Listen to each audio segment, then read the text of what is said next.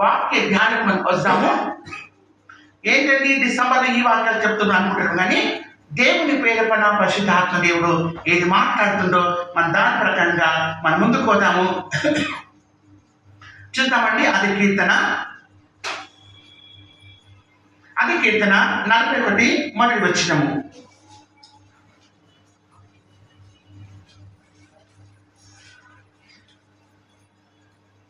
దీనులను కటాక్షించువాడు ధన్యుడు, ఆపత్కాలమందు యెహోవా వాణ్ణి తప్పించును.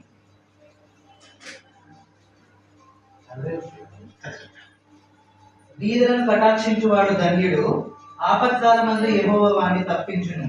యెహోవా వాణ్ణి కాపాడి బ్రతికించును. భూమి మీద వాడు ధన్యుడగును. వాని శత్రుల ఇచ్చకు నీవు వాణ్ణి అప్పగింపవు.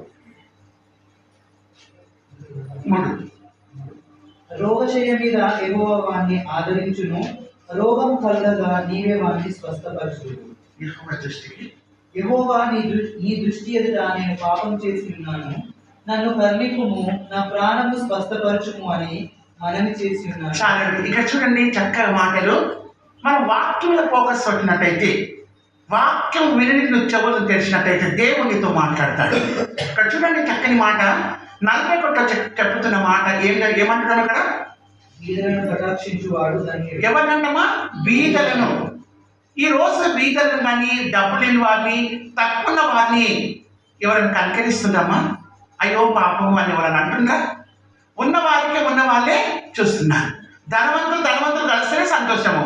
ఆ ధనవంతులు ఒక పేదవాడు కానీ, డబ్బు తక్కువ వాడు పోతే మాట్లాడతారండి ఎవరన్నా? చూపివి చూడరు. ఇక్కడ మనము ఒకవేళ ఈ పని చేసినట్టయితే కిందికి ఏమంటే తెలుసా? చదవండి. ఆపత్కాలమందు యెహోవా వాణ్ణి తప్పించును. ఈ ఫస్ట్ వచ్చినము మనం కనికరము, దయా సన్నిధి మనం చూపించినట్టయితే, నీకు ఆపద వచ్చినప్పుడు, కష్టం వచ్చినప్పుడు, నువ్వు ఆపదలో ఉన్నప్పుడు అంట ఏం చేశాడంట మా దేవుడు? తప్పేస్తాడంట. ఒకరి మీద కనికరం పడినట్టయితే, ఒకరు జాలి పడినట్టయితే, ఒకరి మీద నువ్వు ప్రేమ చూపించినట్టయితే, నేను ఆపదకి వెళ్ళి కష్టానికి వెళ్ళి తప్పించిన దేవుని నమ్మదగిన దేవుడు కదా. మనం క్రైస్తవ బిడ్డలమయ్యి మన డిసెంబర్ ప్రతి సంవత్సరం రాగానే మనం ఇలాగనే చేస్తూ వెళ్ళిపోతే మన మార్పు రాకుంటే ఎన్ని డిసెంబర్ వచ్చినా వేస్టే.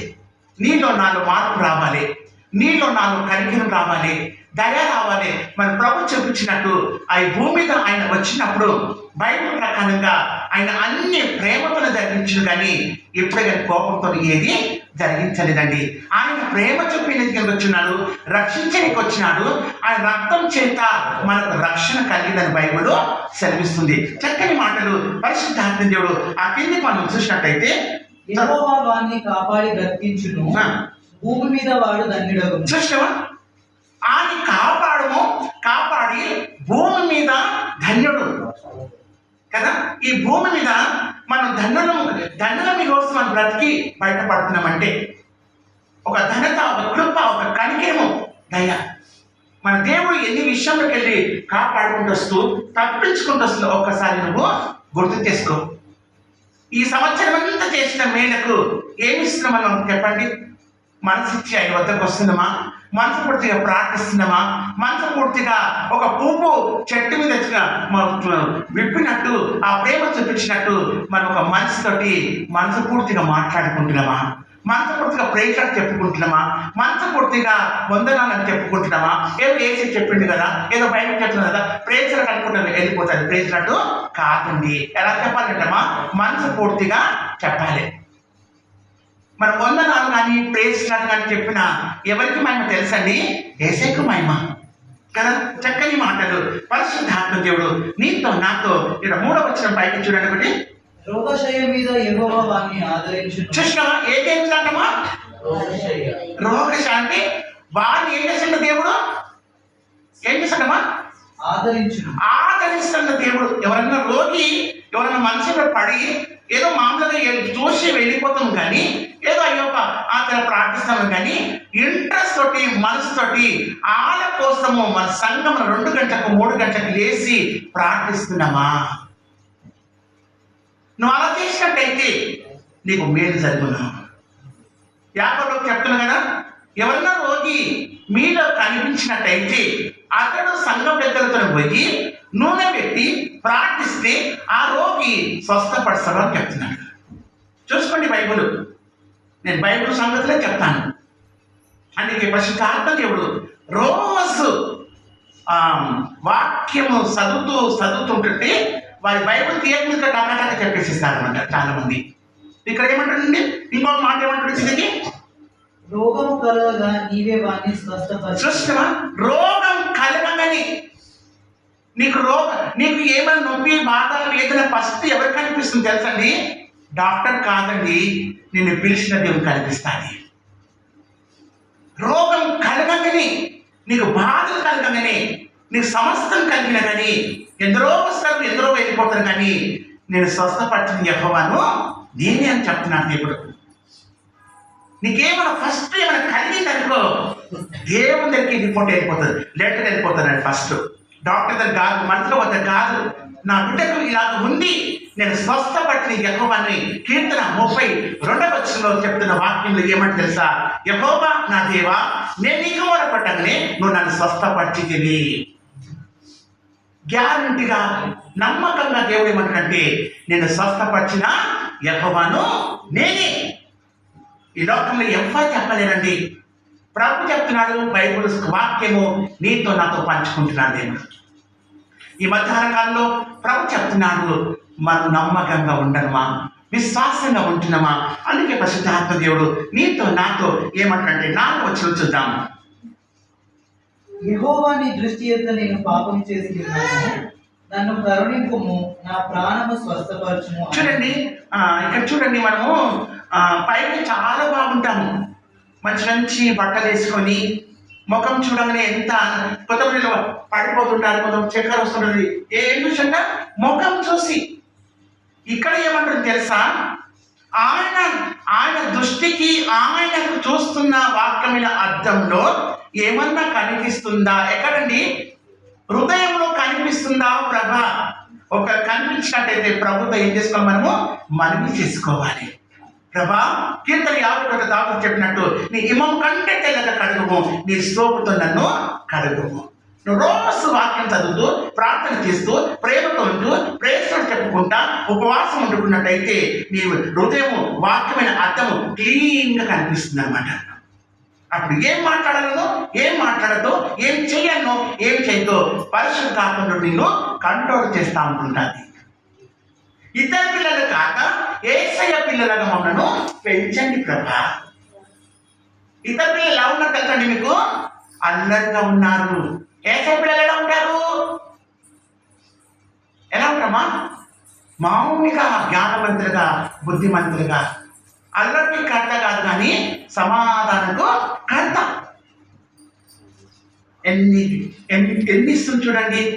యేసయ్య 26:3 చూసినట్టయితే, ఎవరి మనస్సు ఆనుకుంటుందో వారి పూర్ణ శాంతి గలవని కాపాడను, ఎలాగైనా అతను నా యందు విశ్వాసం పెట్టినాడు.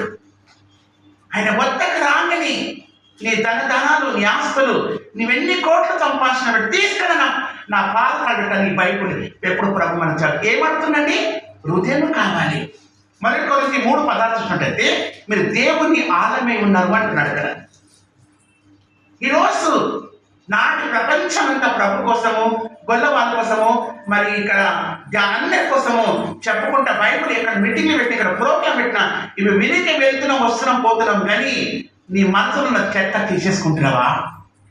నీ మనసులో ఉన్న ప్రతి ఒక్కటి కడుక్కుంటున్నావా అని ప్రభు అడుగుతున్నాడు కదా. ఎంతో దూరం వెళ్తుంటాం, వస్తుంటాము, కానీ మనసు, నీ నోటి మాటలు, నీ చూపు ఎలా ఉందని ఈ మధ్యాహ్నంలో ప్రభు నీతో మనవి చేసుకుంటున్నాడు. చూడండి, నీ పక్కలకు నీకు నాకు నీ హృదయం కనిపిస్తలేము, కానీ ఆయన డేట్గా చూస్తూ ఉన్నాడు ఎలా ఉంది. చూడండి, ఈ డిసెంబర్కి ముగించబడుతున్నది, జనవరికి వస్తున్నది. మనం అలాగే ఉన్నట్టయితే మనం మార్చబడి నమ్మకంగా ఉన్న యేసు ప్రభు కోసమని నీ ఆత్మ ఎప్పుడు సాక్ష్యం చెబుతుందో అప్పుడు దేవుడు చక్కగా నిలబడతావు అన్నమాట. తొలగిపోవండి. అందుకే పరిశుద్ధాత్మ దేవుడు మరి నీతో నాతో ఏమంటాడంటే, ఆయన దృష్టికి నేను పాపం చేయను అంటే ఆయన దృష్టి నేను ఈరోజు. అందుకే కీర్తన 51 దావీదు అంటున్నాడు, అన్నీ ఒప్పుకుంటున్నా అక్కడ. ప్రతి ఒక్కటి ఒప్పుకొని ఏమంటుందంటే హిమము కంటే తెల్ల కడుగుము, నీ సోపుతో నన్ను కడుగుము. బాగా కడుగు ప్రభా. రోజు నీ వాక్యం చదువుతుంటుంటే, ప్రార్థిస్తుంటుంటే, ఉపవాసం ఉండుకుంటుంటే నాకు తెప్పి వాక్యమైన హృదయం లాగా నన్ను మార్చి ప్రభా. అప్పుడు దేవుడు చూసినా, ఎవరు చూసినా నీ హృదయంలో వాక్యాలే కనిపించాలి. హల్లెలూయా. ఒక గట్టిగా హాలి చెప్పండి. నువ్వు గట్టిగా ఎప్పుడు చెప్తాబోతే నువ్వు ఇక్కడ ఉన్నట్టు అనమాట. స్లో ఎప్పుడు చెప్తున్నావో నీ ఆలోచన బయటకు వెళ్ళిపోతుంటుంది. ఒక దిక్కుని అడిగిన, అమ్మ నువ్వు ఎక్కడ చూస్తున్నావు అంటే, పాస్టర్ గారు నిన్నే చూస్తున్నా కానీ నువ్వు నన్ను చూస్తున్నావు కానీ నీ మనసు ఎక్కడో వెళ్ళిపోయింది. హల్లెలూయా. అందుకే పరిశుద్ధాత్మ దేవుడు నీతో నాతో మరి మాట్లాడుతుంది ఏంటంటే, మనము ఎలా ఉన్నాము. అది కీర్తన 119 కీర్తన 37 వచనంలో పలుకుతున్న వాక్యం. ఇది ఇంకో వాక్యం చూసి ముందుకు సాగుతాం. 37 వ్యర్థమైన వాటిని చూడకుండా నా కళ్ళు త్రిప్పివేయము, నీ మార్గంలో నడుచుకుంటూ నన్ను బ్రతికించు. చూసిన ప్రభు ఒక దిక్కు పరిశుద్ధంగా మాట్లాడుతున్నాడు, పరిశుద్ధంగా చూపిస్తున్నాడు, పరిశుద్ధంగా నడుమని దేవుడు మనతోటి చెప్పాడు. నాటి ప్రపంచంలో ప్రజలకు మనకు తెలియదు కానీ ఆయన బిడ్డలకు చెప్తున్నాడు, రక్తంలో కడగ వరకు చెప్తున్నాడు. ఆయన నమ్ముకొని ఇక్కడికి ఎవరు వస్తుండ్రో వారితో చెప్తున్నాడు. చూడండి, ఈ చర్చ్ చెట్టి బయటకు వస్తే ఏమన్నా నాకు పరిశుద్ధి కనిపిస్తుందని చెప్పండి. ఇంతమంది నేను చూస్తా. నాకు పరిశుద్ధ ఏమో నేను బయటకు పోయినట్టయితే, నేను ఫోన్లో నుంచి వస్తే పరిశుద్ధంగా ఉన్నాయని నువ్వు గ్యారంటీ చెప్పగలవు బిడ్డ. ఏముందండి బయట? అన్నీ చూడలేని. అందుకే ప్రభు చెప్తున్నాడు, ఎప్పుడు వాక్యం చదువుతావో, ఎప్పుడు ప్రార్థిస్తావో, ఎప్పుడు పరిశుద్ధంగా ఉంటావో అప్పుడు నీ కళ్ళను మూతలు వేసుకుంటామంటే ఎవరో వచ్చి వేసే అవసరం లేదండి. నీ ఆత్మ చెప్తుంది, అమ్మో కళ్ళు మూసుకుంటా, అమ్మో ఇది చూడదని ఆత్మ గర్దించి నీ హృదయంలోకి వస్తుందని ఎవరో చెప్ప అవసరం లేదండి. అందుకే ప్రభు చెప్తున్నాడు, నిన్ను నన్ను ఏమంటుందంటే, దావీదు ఇక్కడ ఏం చెప్తుందంటే, నేను చూస్తే పరిశుద్ధే చూస్తా, చూస్తే నేను దేవుణ్ణి చూస్తాను అనుకుంటా. ఈరోజు మనం అలా ఉన్నామండి. మనము అలాగనే మనం ఉంటున్నామా? మన కళ్ళ కోసం కానీ, మన చెవుల కోసం కానీ, మన నిత్య ఆలోచన కోసం కానీ, మన నోటి మాటలు కానీ, మన హృదయం కానీ మన కోసము నువ్వు ప్రార్థిస్తున్నావా? ఏమని ప్రార్థించాలంటే, మొదటి పేతురుకు 1:14 చూసినట్టయితే చూడండి, అక్కడ ఏమంటారు ఒక మాట. మొదటి పేతురుకు 1:14 మాట్లాడుతున్నాడు.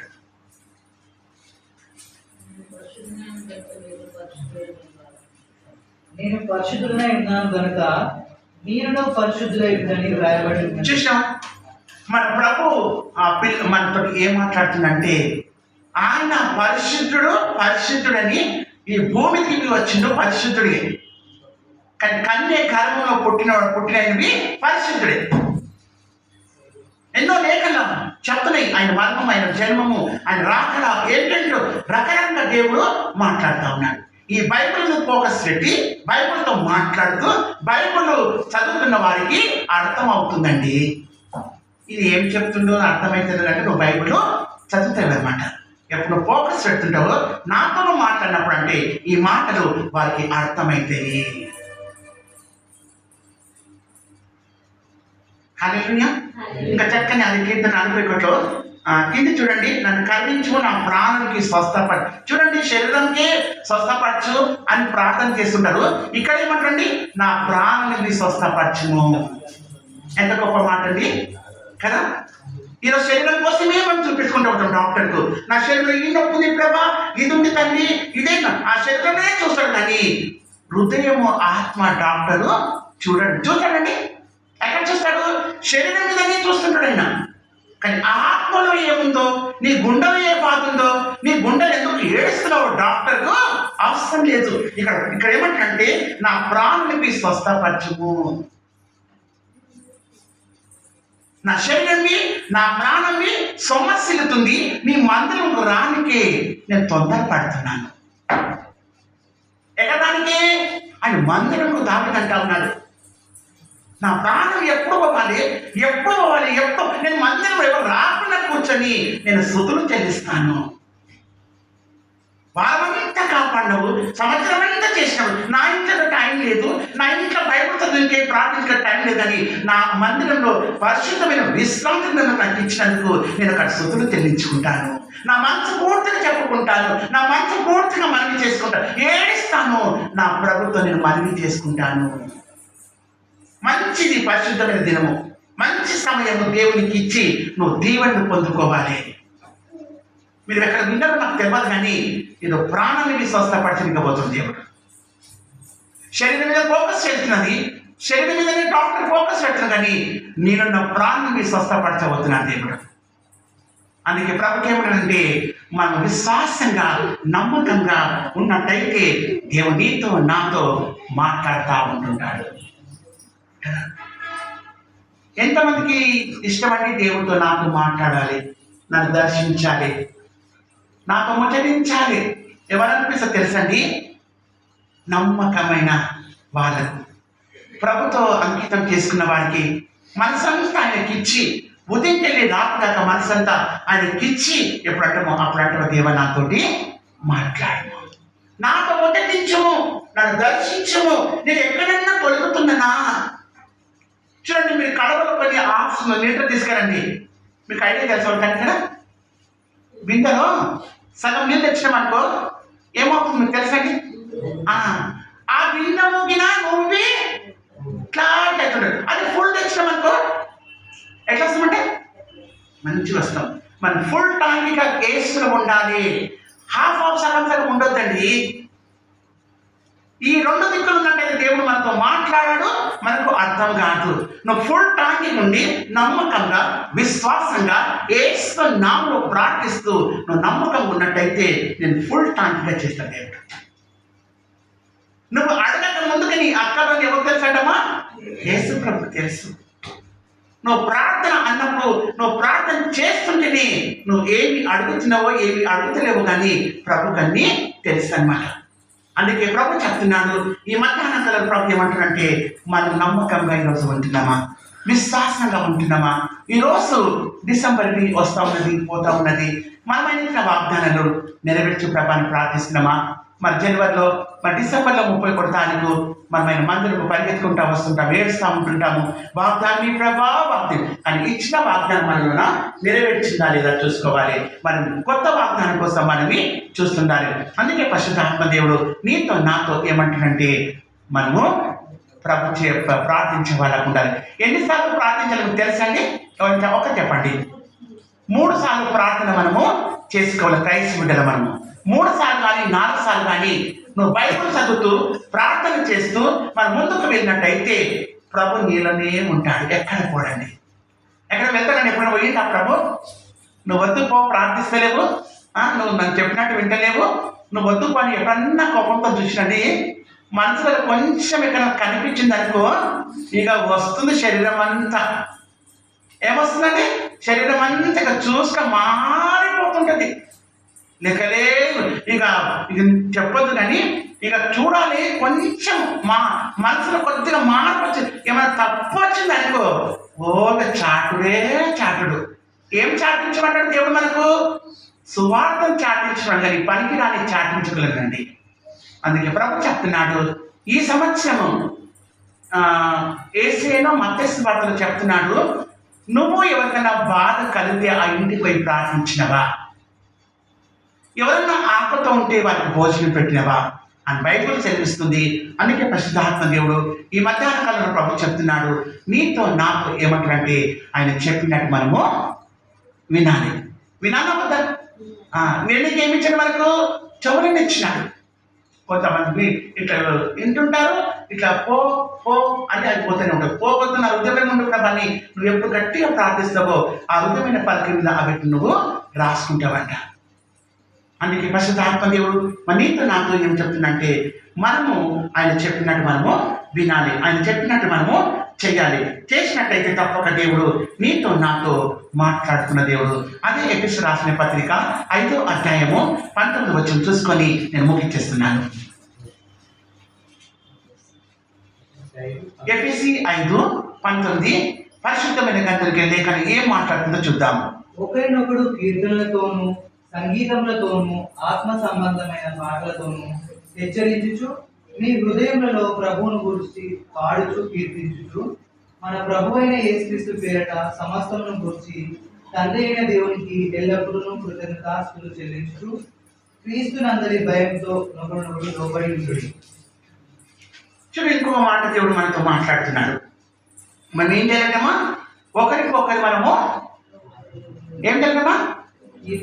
కీర్తనలతో, పాటలతో, సంగీతాలతో అన్నితోటి మనము ఎల్లప్పుడూ పాటలు పాడుతూ మనం ఒకరికొకరు మనం ప్రేమించుకొని తగ్గించుకున్నట్టయితే ఆడు పలానుడి వద్దకు రాడు. తెలుసా మీకు?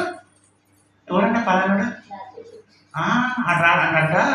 అమ్మో ఈమె వద్దకు పోవద్దు, ఎప్పుడు చూసినా ఏసేది చెప్తున్నది, ఎప్పుడు చూసినా పాట పాడుతుంది, ఎప్పుడు చూసినా వాక్యం చదువుతుంది, ఎప్పుడు చూసినా యేసు యేసు అంటున్నా. కానీ మరి ఏసున్న ఇంట్లో ఎవరు రారంటమా?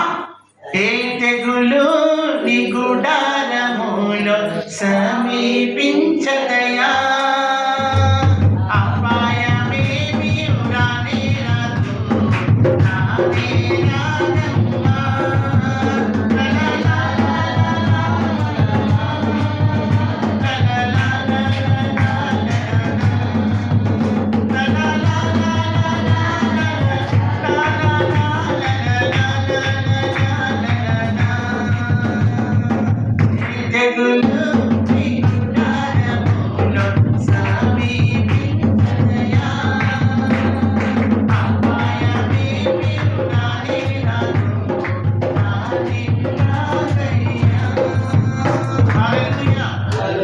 ఏంటంట? వస్తుందంటున్నా, రాని రాదు. ఎవరింట్లో ఇల్లు అంటే ఇల్లు తెలుసండి మీకు? హృదయమైన ఇంట్లో ఏసు ఎప్పుడు 24 గంటలు పట్టుకుంటావో ఆ ఇంట్లకు అపాయము రాదు. ఒకవేళ వచ్చినవి ఎలగొట్టే దేవుడు నీలోనే ఉన్నాడు కదా. అందుకే చక్కని ఎఫ్ఎస్సి 5:19 ప్రకారంగా ఆత్మ పాటలు కానీ, ఆత్మ సంబంధం కానీ, ఆత్మ కీర్తనలతో కానీ ఆత్మ మనం శుద్ధి గానం చేస్తున్నామా? నీ హృదయము ఎప్పుడు అనుకుంటావో నేను పాట అన్నప్పుడు నీ నోటికి పాట వచ్చేస్తుంది. నేను పాడనే పాడ ఎంతమంది చెప్పినంటే నువ్వు పాడమే పాడ. చాలా మంది కొంతమంది మొండి ఉంటుంటారు, కొంతమంది జిద్దుకుంటారు, కొంతమంది వెంటనే అమ్మా నువ్వు మా అమ్మ పాడగానే ఓకే పాస్టర్ గారు అంటారు. కొంతమంది అలా మనం ఉండకుండా ఆత్మను ఫోకస్ పెడుతూ ఆత్మను మనం సాగుతూ మనం నిజమైన క్రిస్మస్ పండుగ ఎలా చేయాలనో మాకు నేర్పించు ప్రభా. మేము అలాగే ముందుకు సాగుతాము. అందరూ చేసినట్టు మనం చేయొద్దు. బైబిల్ ఏం చెప్తుందో దాని ప్రకారం నడుస్తాము. ఈ గొప్ప వాక్యాలను మనందరూ మీరు కట్టి ఫలించి సాంపించుగాక. దయచేసి